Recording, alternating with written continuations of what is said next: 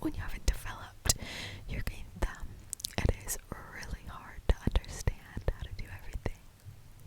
Yeah, I definitely understand. So, I'm just going to go ahead and read off of this, then we can go from there. Okay?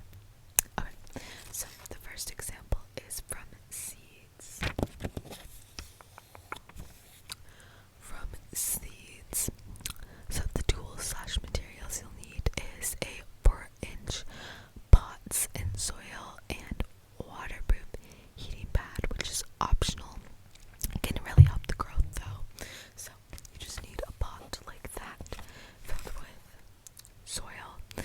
So, and then I'm just gonna go ahead and read off of this. I don't think you need to see the diagram, right? Yeah. So I'm just gonna go ahead and pop it in here whenever I need to show you. But I don't think I need it on this side, even though it's brighter on this side, a bit more light. But I'm just going to go ahead and continue reading. Okay. So, and oh my gosh, I'm so sorry. Yeah, it's really loud in here. Also, I just want to let you know, if you hear any talking or walking around,